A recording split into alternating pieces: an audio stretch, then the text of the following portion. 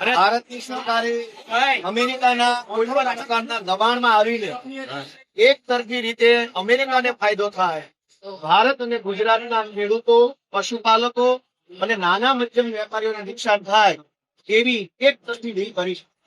પહેલા અમેરિકાની અંદર ભારતનો જે સામાન એક્સપોર્ટ થાય એની ઉપર 0% ટેક્સ, પણ ભારતની સરકાર અમેરિકા સામે સરેન્ડર થઈ ગઈ અને અમેરિકાએ 18% જેટલો ટેક્સ ભારતની ચીજ વસ્તુ પર લગાવ્યો.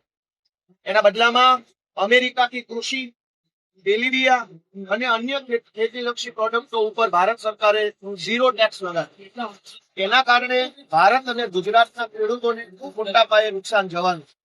અમેરિકાના ખેડૂતોને તો કરોડો રૂપિયાની સબસિડી મળે છે, એટલે એમની ખેતી સસ્ટેનેબલ થઈ છે, એટલે કે પોસાય નહીં.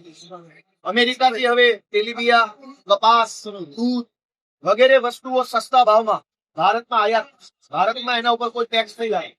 જો અમેરિકાથી કપાસ આવે, અમેરિકાથી દૂધ આવે, અમેરિકાથી સોયાબીન આવે, તો ભારતના કપાસ, દૂધ, સોયાબીન ઉત્પન્ન કરતા ખેડૂતોથી શું? એક તો ભારત અને ગુજરાતના ખેડૂતોને બળ કેળી ખેતી પોસાતી નથી, ખેતીમાં માર પડ્યો, ખેતી અત્યારે પોષણક્ષમ નથી રહી, છતાં પણ લાચારીવશ ખેડૂતો ખેતી કરી રહ્યા છે. ત્યારે અમેરિકાથી દૂધ, કપાસ, સોયાબીન સહિતની અનેક વસ્તુઓ વગર ટેક્સે આયાત થશે અને ભારતના બજારોમાં વેચાશે, ત્યારે ગુજરાતના ખેડૂતોની, પશુપાલકોની હાલત નહીં થવાની. અમે આમ આદમી પાર્ટી તરફથી આ ટ્રેડ ડીલ જે અમેરિકા અને ભારત વચ્ચે થઈ છે એનો સ્પષ્ટ વિરોધ કરીએ છીએ. ગુજરાતના ખેડૂતો માટે થઈ, ગુજરાતના પશુપાલકો માટે થઈ, ગુજરાતના દૂધ ઉત્પાદકો માટે થઈ આ ડીલ રદ કરવામાં આવે અને ખેડૂતોને બક્ષી દેવામાં આવે એવી અમારી સ્પષ્ટ માંગણી.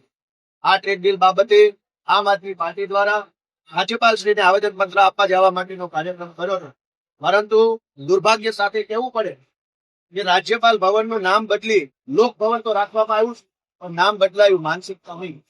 અમે આમ આદમી પાર્ટી રાષ્ટ્રીય પાર્ટી તરીકે છેલ્લી 4 વખત અલગ અલગ મુદ્દાઓને લઈ રાજ્યપાલશ્રીને મળવાનો સમય માંગ્યો, પરંતુ 4 માંથી એક પણ વખત રાજ્યપાલશ્રી અમને મળવાનો સમય નથી આપ્યો.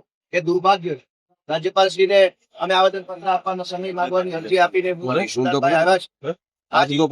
અમારી સ્પષ્ટ વિનંતી છે ગુજરાતની સરકારના માધ્યમથી કે વિધાનસભાના ગૃહમાં પ્રસ્તાવ લાવવામાં આવે કે આ ટ્રેડ ડીલ રદ કરવામાં આવે અને ગુજરાતના ખેડૂતો, પશુપાલકો માટે થઈ અને ભારત સરકાર અમેરિકા સાથે જે કાંઈ પણ એક તરફી સંધિ કરી છે એને નાબૂદ કરવામાં આવે.